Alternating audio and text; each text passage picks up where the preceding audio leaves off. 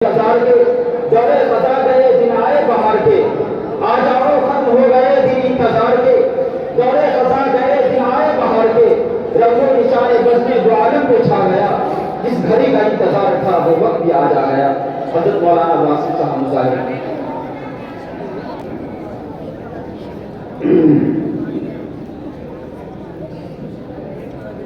حامداً ومصليا أما بعد، أعوذ بالله من الشيطان الرجيم، بسم الله الرحمن الرحيم، يا أيها الذين آمنوا اتقوا الله حق تقاته ولا تموتن إلا وأنتم مسلمون، صدق الله العلي العظيم۔ بزرگان محترم، معزز سامعین اکرام، یہ آج کی وقت کی یہ پروقار اور باعظمت تقریب، باعظمت مجلس اللہ کے مقدس کلام قرآن پاک کی جانب منسوب ہے۔ یہ قرآن پاک کا مہد اللغہ والدعوہ جو قرآن و سنت کی تعلیم و تربیت کا ایک اہم اور شہر کا موقع ادارہ ہے، اس کی یہ سالانہ تقریب ہے، قرآن پاک کا جشن ہے۔ الحمدللہ یہاں اس سال 9 بچے حافظ قرآن ہوئے ہیں اور علماء کی ایک جماعت ہے جنہوں نے یہاں سے انگلش زبان کا کورس مکمل کیا ہے، جو اس ادارے کے اہم اہداف اور مقاصد میں سے ہے۔ انتہائی مسرت اور خوشی کی بات ہے جو بچے حافظ قرآن ہوئے ہیں، ان کے اعزاء، ان کے اقرباء، ان کے رشتہ دار غالباً یہاں پر تشریف فرما ہیں، وہ سب مبارکباد کے مستحق ہیں، وہ طلباء بھی اور ان کے اعزاء بھی۔ اللہ نے ان کے ساتھ خاص فضل کا معاملہ کیا، اپنی مہربانی کا معاملہ کیا کہ وہ بچے اور ان والدین کے جگر گوشے، ان کے راج دلارے حافظ قرآن ہو گئے۔ اللہ تعالیٰ دنیا میں اپنے بندوں کو مختلف نعمتیں عطا کرتا ہے، ان نعمتوں کے درجات مختلف ہیں، متفرق ہیں۔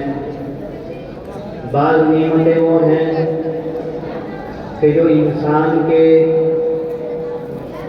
جسم کی آرائش و زیبائش اور آرام و راحت کے لیے کام آتی ہیں، اور بعض نعمتیں وہ ہیں کہ جو انسان کی جو اصل زندگی ہے، بالخصوص مومن بندے کی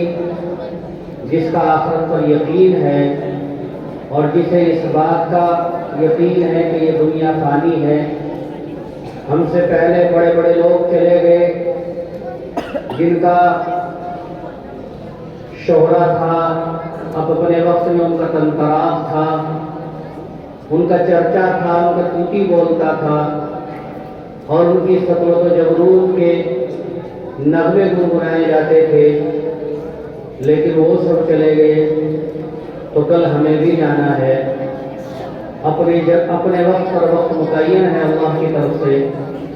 اور پھر برزخ کے بعد آخرت کی زندگی، ابدی زندگی، حقیقی زندگی ہے۔ مومن بندے کا اس پر یقین ہے، تو لہذا اللہ کی وہ نعمتیں، وہ روحانی نعمتیں جو اس کی آخرت کو بنانے اور سنوارنے اور کامیاب کرنے کے لیے کام آتی ہیں، ان تمام نعمتوں میں سب سے عظیم نعمت، سب سے بڑی نعمت یہ اللہ کا مقدس کلام ہے، اللہ کا قرآن ہے۔ اس لیے کہ یہ بات یاد رکھ لینی چاہیے، اللہ کا مقدس کلام اللہ کی ذات کے اندر سے نکلا ہوا ہے۔ اللہ کی ذات کا ایک حصہ ہے۔ قرن اول میں اور قدیم زمانے میں ہر دور میں اس مسئلے پر حضرات علماء کے درمیان مختلف مباحث رہی۔ مسئلہ مختلف بھی رہا کہ قرآن اللہ کی مخلوق ہے یا اللہ کی ذات کا حصہ ہے۔ بالآخر حضرات محققین علماء، جمہور علماء اسی بات پر پہنچے اور یہی فیصلہ ہوا کہ اللہ کا کلام اللہ کی ذات کا حصہ ہے۔ جیسے اللہ لا فانی، اللہ لا زوال، ایسے ہی اللہ کا کلام بھی لا زوال اور لا فانی۔ قرآن کریم کی متعدد آیات سے، بالخصوص سورہ رحمان کی ابتدائی آیات سے، اور الرحمن علم القرآن خلق الانسان علمہ البیان سے یہ مضمون مترشح ہوتا ہے کہ جب اللہ تبارک و تعالیٰ کو اپنے بندوں پر بے حد پیار آیا اور اللہ تعالیٰ نے اپنے بندوں کو اپنی بے پناہ نعمت سے نوازنا چاہا اور اللہ کو اپنے مومن بندوں پر، اپنی انسانیت پر پیار آیا، تو اللہ نے حضرت جبرائیل امین علیہ السلام کے واسطے سے صاحب شریعت اور اپنے دلارے، اپنے پیارے، اپنے محبوب حضرت محمد رسول اللہ صلی اللہ علیہ وسلم کے قلب اطہر پر قرآن کریم نازل فرمایا۔ آپ جانتے ہیں اہل علم کا مجمع ہے، یہاں علماء ہیں، حفاظ ہیں، قراء ہیں اور بڑی جماعتوں کے طلباء ہیں۔ اللہ نے یہاں اس ان آیات میں تخلیق انسانی کا تذکرہ، تعلیم قرآن کا تذکرہ مقدم اور تخلیق انسانی کا تذکرہ مؤخر بیان فرمایا ہے، جس سے یہ بات معلوم ہوتی ہے کہ قرآن کے ماننے والوں کے لیے، ان لوگوں کے لیے جو اللہ کو ذات واجب الوجود مانتے ہیں اور جو اللہ کو وحدہ لا شریک ماننے کا یقین رکھتے ہیں اور جن کا ایمان اور یقین اس بات پر ہے کہ وہی ایک ذات ہے کہ جس نے اس پوری کائنات کو ایک اشارے سے پیدا کیا، جو چاند و سورج کو، شمس و قمر کو اور بحر و بر کو اور ان سیاروں کو اور ان بلند و بالا پہاڑوں کو پیدا کرنے والا ہے، جو پانی کے قطرے سے انسان کو بنا دیتا ہے، جو ننھے پودوں سے تناور درخت بنا دیتا ہے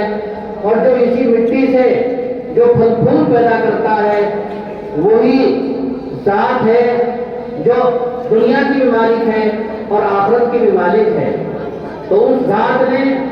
جب اپنے بندوں پر اپنے رحم و کرم کو مکمل اور متمم کرنا چاہا تو اپنا محبوب کلام، اپنے محبوب نبی حضرت محمد رسول اللہ صلی اللہ علیہ وسلم کے ذریعے سے لوگوں کو عطا فرمایا۔ میرے بھائیوں، یہ قرآن اللہ تبارک و تعالیٰ جس کو عطا فرما دے، جس سینے کو اس قرآن کی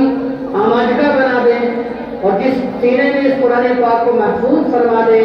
وہ سینے مبارک، وہ زبانیں مبارک اور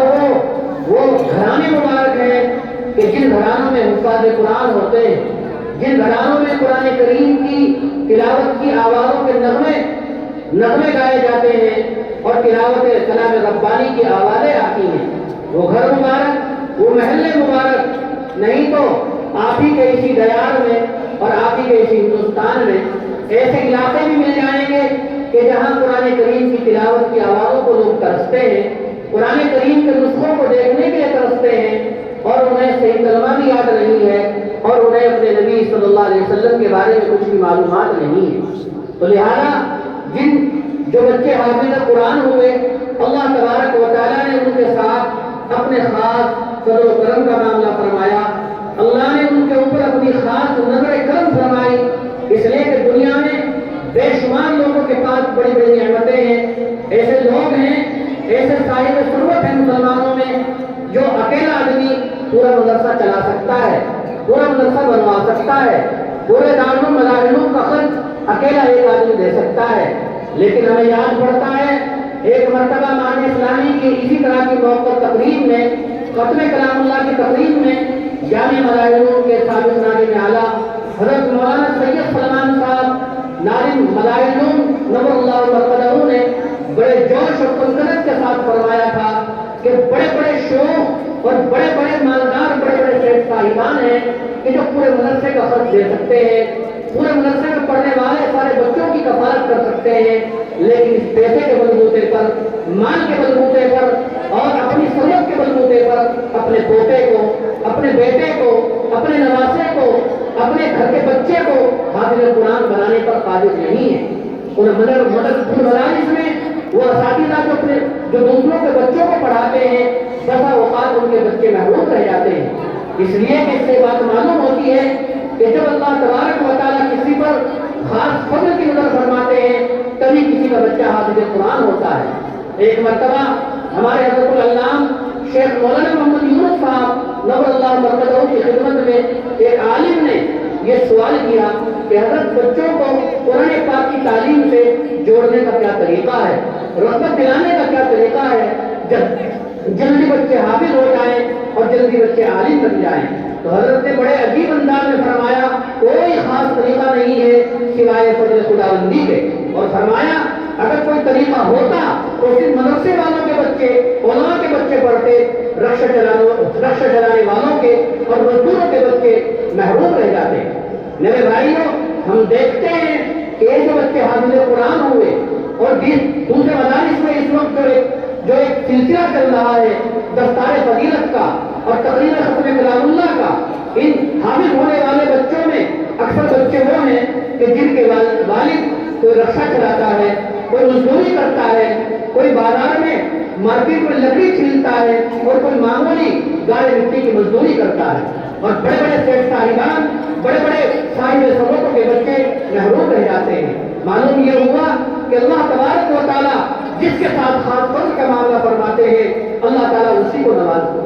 کو اس قرآن پاک کی دولت سے نوازتے ہیں۔ میرے بھائیوں، میرے نوجوانوں، میرے بزرگوں اور میرے عزیز بچوں، حالات کس طرف جا رہے ہیں، ہندوستانی ماحول میں کیا آگ لگی ہوئی ہے، اور ارباب اقتدار کی نظر ان مدارس اور ان مکاتب اور ان خانقاہوں اور ان ملاؤں اور ان قرآن پاک پڑھنے والوں پر کس خطرناکی سے اٹھ رہی ہیں اور کیسی نیتیں ہیں، وہ سب کے سامنے ہے، سب تشباب ہے، سب کے اوپر ظاہر ہے۔ ایسے حالات میں اگر ہماری زندگیوں میں تغیر نہیں آتا ہے، اب بھی وہی بات ہے جو آج سے 1450 سال پہلے تھی۔ 1450 سال پہلے جب یہ قرآن پاک ہیرا پہاڑی کی بلندیوں سے سب سے پہلے نازل ہوا، یہ پیغام لے کر اقرا بسم ربک الذی خلق جب یہ نازل ہوا تو وہاں عرب کا ذرہ ذرہ اور حجاز کا ذرہ ذرہ برائی میں ڈوبا ہوا تھا۔ وہ تمام برائیاں جو اس وقت جنم لے رہی تھی سماج و معاشرے میں، اتنی گندی برائیاں تھی کہ انسانیت کا اسے دور کا بھی واسطہ نہیں تھا۔ انسانیت خود انسانوں کے ہاتھوں سے ذلیل ہو رہی تھی۔ مالداروں کے کتے بیڈ پر سوتے تھے اور مالداروں کے بلی کتے وہ اچھے مکانوں میں رہتے تھے، اور انسانیت ذلیل ہوتی ہوئی پھرتی تھی، ٹھوکر کھاتی ہوئی پھرتی تھی۔ لوگ بیٹی کی پیدائش کو مایوس سمجھتے تھے اور پیدا ہوتے اسے درگور کر دیا کرتے تھے۔ لوگ شرابوں کے ایسے عاشق اور دیوانے تھے کہ شرابوں کے مٹکے ان کے گھروں میں بھرے رہا کرتے تھے۔ آج بھی وہی دور ہے، آج بھی ہمارے نوجوان نشے کے عادی ہو چکے ہیں، سگریٹ کے اور نشہ پینے کے اور نشہ استعمال کرنے کے رشیا ہو چکے ہیں۔ آج کھلے عام نشہ عام ہو چکا ہے، بدکاری زنا مسلم سماج میں عام ہو چکی ہے، اور نہ جانے کتنی بچیاں آپ کے اس شہر میں مرتد ہو چکی ہیں جو اغیار کی آغوش میں جا چکی ہیں، اور نہ جانے کتنے نوجوان ہیں جو نشے کی وجہ سے اپنے پھیپھڑے خراب کر چکے اور اپنی زندگی کو دار مفارقت دے چکے ہیں۔ آج بھی وہی برائیاں ہیں، لوٹ کر آ گئی ہیں 1500 سال کے بعد جو اس سماج میں تھی، لیکن اس سماج کی تطہیر کے لیے اور ان تمام برائیوں کے قلع کما کرنے کے لیے اور سب کے باب کے لیے جب رب کو انسانیت پر رحم آتا ہے تو کیا نسخہ آتا ہے دنیا میں؟ یہی قرآن کریم کا نسخہ آتا ہے، اور لوگوں کو تعلیم دی جاتی ہے، لوگوں کو حکم کیا جاتا ہے کہ اے لوگوں، اگر بچنا چاہتے ہو، اپنی دنیا کی زندگی کو سنوارنا چاہتے ہو اور آخرت میں اللہ کے سامنے فوز و فلاح کے ساتھ اللہ کے سامنے حاضر ہونا چاہتے ہو، تو قرآن کریم کی تعلیم کو، اس پر عمل کو، اس کی تبلیغ کو، اس کی دعوت کو، اس کی ارشاد کو اپنی زندگیوں پر جزے لائے قائم بنا لو۔ میرے بھائیوں، نوجوانوں، آج بھی وہی بات ہے کہ ارباب اقتدار سے ہمیں بہت سارے شکوے ہیں، بہت ساری شکایتیں ہیں، ہمارے ساتھ وہ ناانصافیاں ہیں اور ہمارے ساتھ وہ ظلم و جبر ہے، لیکن میرے بھائیوں سب سے بڑی شکایت اس قرآن پاک کو آپ سے ہے، مجھ سے ہے کہ ہم نے قرآن پاک کو صرف اتنا سمجھا کہ جب کوئی مرنے لگے تو اسے سرانے پر سورہ یاسین پڑھ لی جائے، جب کوئی پیدا ہونے لگے تو بچے کے کان میں اذان پڑھ دی جائے، جب کوئی مکان بنائے تو قرآن پاک بچوں کو بلا کر قرآن پاک کی تلاوت کرا دی جائے، اور ہماری خرید و فروخت، ہمارا لین دین، ہماری بیاہ شادی اور ہمارا کام کا کام کرنے زندگی صبح سے شام تک اور شام سے صبح تک کی ہماری زندگی قرآن پاک سے بغاوت کا اعلان کرتی ہو، ہماری تجارت اسلامی شریعت اور اسلامی نظام کے خلاف ہو، ہم سود کا بڑے سے استعمال کرتے ہیں، بینکوں سے بڑے بڑے لون لیتے ہیں اور ہم چاہتے ہیں کہ کامیابی کے مناروں پر پہنچ جائیں، ہم چاہتے ہیں کہ دنیا ہماری ٹھوکر میں آ جائے۔ ہمارا فرض عمل یہ ہے کہ جن گھرانوں میں قرآن پڑھا جاتا ہے، جن گھرانوں میں علماء اور حفاظ ہیں، جن گھرانوں میں نمازی اور حاجی اور تبلیغی جماعت کے کام کرنے والے ہیں، وہاں پر بھی سود کا لین دین ہوتا ہے، وہاں پر بھی نوجوان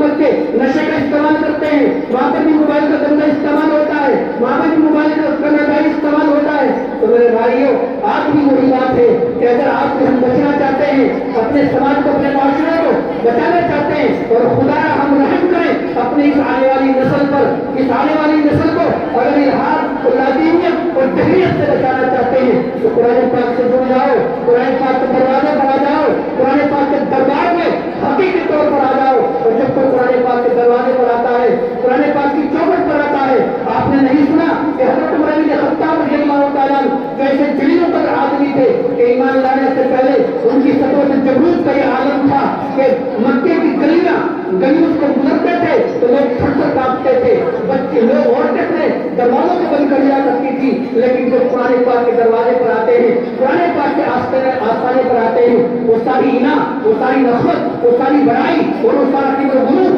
خاک میں مل جاتا ہے۔ لہذا اگر ہم بھی کامیابی چاہتے ہیں، ہم بھی کامیابی چاہتے ہیں دنیا کے اعتبار سے بھی اور آخرت کے اعتبار سے بھی، تو ہمیں آنا پڑے گا قرآن پاک کے دروازے پر حقیقی اعتبار سے۔ ایسا نہیں کہ قرآن پاک کے ماننے والے تو ہوں لیکن طرز زندگی قرآن پاک سے بغاوت کا اعلان کرتا ہو، قرآن پاک کو مقدس کتاب کو مانتے ہو، قرآن پاک کو اللہ کا مقدس کلام کو مانتے ہو، لیکن ہماری بیاہ شادیاں، ہمارا لین دین، ہمارا خرید و فروخت اور ہمارا پورا سماج قرآن پاک سے بغاوت کا خود اعلان کرتا ہو۔ اگر ایسا ہی طرز زندگی رہا، ذمہ داروں نے، سماجی سوشل ورکروں نے اگر اپنے محلے کو حالات کا جائزہ نہ لیا، کتنے نوجوان ہیں جو نشے کے عادی ہیں، بغیر نشہ کیے انہیں نیند نہیں آتی ہے، اور کتنی نوجوان بچیاں ہیں جو راتوں دن کی فلمیں دیکھتے ہیں، موبائلوں پر دن کی چیزیں دیکھتی ہیں۔ آپ کی اسکولوں کا، آپ کے کالجوں کا کیا حال ہے اگر آپ نے جائزہ نہ لیا، قرآن پاک کے دروازے پر حقیقی اعتبار سے اپنی گردنوں کو خمیرہ نہ کیا، اپنی گردنوں کو نہ جھکایا اور نام کے مسلمان رہے، گوشت کھانے کے مسلمان رہے، ایک دن مارکیٹ بند ہو جائے تو ہمیں مصیبت آ جاتی ہے، لیکن ہم نماز نہ پڑھیں، ہم نماز نہ پڑھیں تو ہمیں کوئی پریشانی نہیں ہوتی ہے، ہم اسلامی احکام پر عمل نہ کریں تو ہمیں کوئی پریشانی نہیں ہوتی ہے۔ میرے بھائیوں نام کے مسلمان نہیں، کام کے مسلمان بننا پڑے گا۔ جب حقیقی اعتبار سے ایمان ہمارے دلوں میں آ جائے گا اور جب دل میں کوئی چیز آتی ہے تو اعمال سے، ہاتھوں سے، زبان سے، آنکھوں سے، پیروں سے وہ چیز ظاہر ہوتی ہے۔ جب دل میں انسان کی ندامت پیدا ہوتی ہے تو آنکھوں سے آنسو ٹپکتے ہیں، جب دل میں انسان کے احساس پیدا ہوتا ہے تو بدن سے ظاہر ہوتا ہے۔ ایمان بھی جب حقیقی اعتبار سے دل میں آئے گا تو ہمارے اعمال ایمانی اعمال ہوں گے، تقوی والے اعمال ہوں گے۔ ایسا نہیں ہو سکتا ہے کہ کوئی مومن ہو اور نماز چھوڑے، ایسا ہو نہیں سکتا ہے کہ کوئی حقیقی اعتبار سے مومن ہو اور وہ زنا کرے، شراب پیے، کسی کی